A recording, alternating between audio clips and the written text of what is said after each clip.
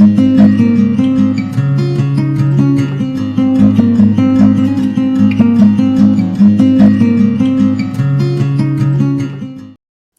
दोस्तों, आप सभी का स्वागत है मेरे यूट्यूब चैनल में द केमिस्ट क्लब। जैसा कि आप जानते हैं, हमने कंडक्टेंस का चैप्टर कंप्लीट कर लिया है, तो अब हमें कुछ उसके प्रैक्टिस प्रॉब्लम सॉल्व कर लेने चाहिए।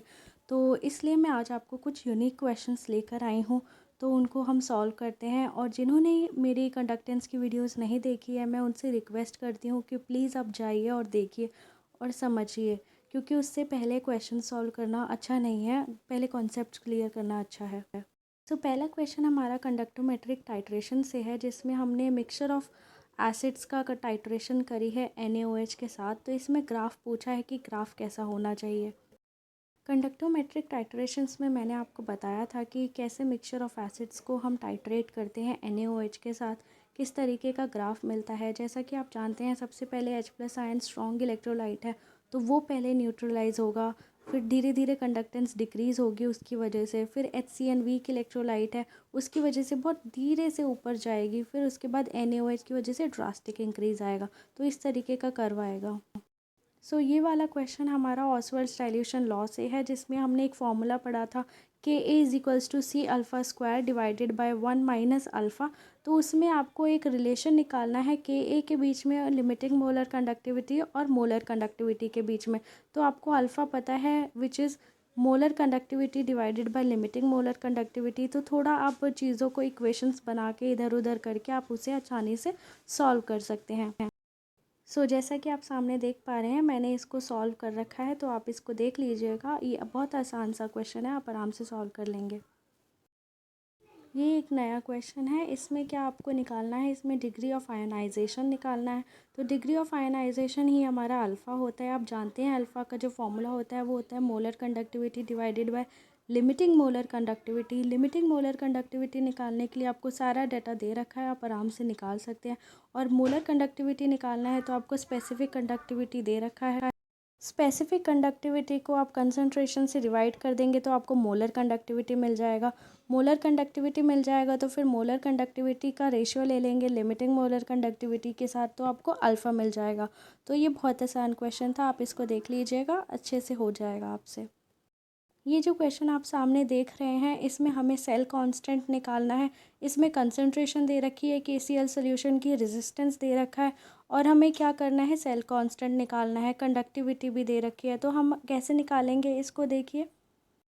सेल कांस्टेंट निकालने के लिए हमें सबसे पहले रेजिस्टिविटी पता होना चाहिए। कंडक्टिविटी हमें दे रखी है, तो उसका रेशियो ले लेंगे, रेसिप्रोकल कर देंगे तो हमें रेजिस्टिविटी मिल जाएगी। एक बार रेजिस्टिविटी पता चल गया, रेजिस्टेंस हमें दे रखा है, हम उसको फॉर्मूले में पुट करके हम सेल कांस्टेंट निकाल लेंगे।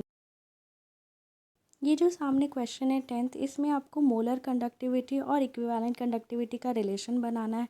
और मैंने आपको कंडक्टेंस की एक थ्योरी क्लास में बताया था कि इसका एक डायरेक्ट फार्मूला होता है, Z फैक्टर से मल्टीप्लाई कर देना। तो फिर उस फॉर्मूले से आप इसको निकाल सकते हैं। और दूसरा क्वेश्चन में आपको पूछा है कि हम लिमिटिंग मोलर कंडक्टिविटी AgCl की कैसे निकाल सकते हैं। तो आपको पता है कि एक वीक इलेक्ट्रोलाइट है, हम ग्राफ को एक्स्ट्रापोलेट करके नहीं निकाल सकते, तो इसलिए हम लोग स्ट्रॉन्ग इलेक्ट्रोलाइट की मदद से निकालते हैं। देखिए, ये इसका सल्यूशन है, ये एक बार देख लीजिएगा। क्वेश्चन 18 की बात करें तो इसमें आपको एक कॉलम के बारे में बताया है, जिसका रेजिस्टेंस हमें दे रखा है, और उसके अंदर जो सोल्यूशन है NaOH, उसकी कंसंट्रेशन दे रखी है, लेंथ दे रखी है, और हमें ये फॉलोइंग चीज़ें निकालनी है। तो देखिए, सबसे पहले सेल कांस्टेंट निकालना होगा L/A। उसके लिए एरिया पता होना ज़रूरी है। कॉलम बताया है तो मतलब सर्कुलर है, एरिया हो जाएगा πr²। उससे हमारा एरिया निकल जाएगा, एरिया निकल जाएगा तो सेल कांस्टेंट आ जाएगा, सेल कांस्टेंट आ जाएगा तो रेजिस्टेंस पता है, रेजिस्टिविटी पता चल जाएगी, रेजिस्टिविटी पता है तो कंडक्टिविटी पता चल जाएगी। ये देखिए, मैंने सामने सॉल्व कर रखा है, और कंडक्टिविटी पता चल गई तो हम आराम से मोलर कंडक्टिविटी निकाल सकते हैं, उसको डिवाइड करके कंसंट्रेशन से। ये आपको सोल्यूशन दे रखा है, बहुत आसान है। ये जो क्वेश्चन है, नया क्वेश्चन, इसमें मोलर कंडक्टिविटी हमें दे रखी है एक वीक इलेक्ट्रोलाइट Ha की, और pH ऑफ सोल्यूशन दे रखा है। तो इससे हमें पता चल रहा है, इसमें हमारा ऑसवर्ड्स डाइल्यूशन लॉ वो वाला चीज़ें लगने वाली है। pKa हमें निकालना है, तो हमें Ka पता होना चाहिए, वो हम ऑसवर्ड्स डाइल्यूशन लॉ से निकाल सकते हैं। कंसंट्रेशन ऑफ H+ हम कैसे निकालेंगे, C अल्फ़ा वाले से इक्वेशन बना के। तो जिन्होंने मेरी वो वीडियो नहीं देखी ऑसवाल्ड्स डिल्यूशन लॉ की, वो प्लीज़ देखिएगा, वो बहुत इंपॉर्टेंट कॉन्सेप्ट है, उससे आप आराम से ये सॉल्व कर लेंगे।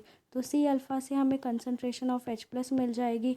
सी भी नहीं पता, अल्फ़ा भी नहीं पता, तो अल्फ़ा हम कैसे निकालेंगे, रेशियो लेके मोलर कंडक्टिविटी और लिमिटिंग मोलर कंडक्टिविटी का। फिर उससे कंसंट्रेशन पता चल जाएगी, कंसंट्रेशन पता है, अल्फ़ा पता है, तो के ए पता चल जाएगा। के ए पता है तो उसका माइनस लोगैरिथमिक ले लेंगे तो हमें पी के ए पता चल जाएगा। तो ये देखिए पूरा डिस्क्रिप्शन वे में मैंने सॉल्यूशन लिख रखा है, इसको आप देख लीजिएगा। ये एक नया क्वेश्चन है, इसमें आप जैसा सामने देख पा रहे हैं, इसमें हमें करंट निकालना है, हमें हमें पोटेंशियल डिफरेंस दे रखा है, इक्विवेलेंट कंडक्टिविटी दे रखी है और नॉर्मेलिटी दे रखी है, सेल कांस्टेंट भी बता रखा है। तो हमें करंट चाहिए, तो करंट चाहिए तो मतलब यहाँ पे ओम्स लॉ का यूज़ होगा। ओम्स लॉ मतलब V is equals to I R. I हमें निकालना है, V हमें दे रखा है, तो हमें R पता होना चाहिए। R हम कैसे निकालेंगे रेजिस्टेंस, वो आप देखिए फॉर्मूले से। R is equals to rho L by A. L by A हमें पता है और रो हमें निकाल लेंगे कैसे, कंडक्टिविटी से। तो कंडक्टिविटी का रेसिप्रोकल कर देंगे तो हमें रो निकल जाएगा। रो पता चल गया तो रेजिस्टेंस पता चल जाएगा। रेजिस्टेंस पता चल गया तो पोटेंशियल डिफरेंस हमें दे रखा है, हम करंट निकाल लेंगे। यहाँ पे मैंने मोलर कंडक्टिविटी निकाल के दिखाया है आपको जेड फैक्टर की मदद से, तो ये बस मैंने एक्स्ट्रा के लिए किया है, बाकी इसका क्वेश्चन में कोई यूज़ नहीं है। मैं आशा करती हूँ आपको मेरी ये वीडियो पसंद आई होगी। अगर आपको कुछ भी डिफ़िकल्टी है या कुछ डाउट है तो आप मुझे प्लीज़ बताइएगा। नीचे कमेंट सेक्शन में आप कमेंट करके बता सकते हैं अगर कुछ भी डिफ़िकल्टी है तो। और बाकी आप मेरी कंडक्टेंस वाली वीडियो को ज़रूर देखिएगा, जिन्होंने नहीं देखी है वो, उससे आपको पूरी थ्योरी क्लियर हो जाएगी और वो थ्योरी इनफ है किसी भी नेशनल लेवल एग्ज़ाम को क्रैक करने के लिए। आगे हम इलेक्ट्रोकेमिस्ट्री और फिज़िकल केमिस्ट्री डिटेल में पढ़ने वाले हैं इस चैनल पे। प्लीज़ मेरे चैनल को सब्सक्राइब कीजिएगा और लाइक कीजिएगा अगर आपको ये वीडियो पसंद आई है तो। Thank you so much everyone, all the best.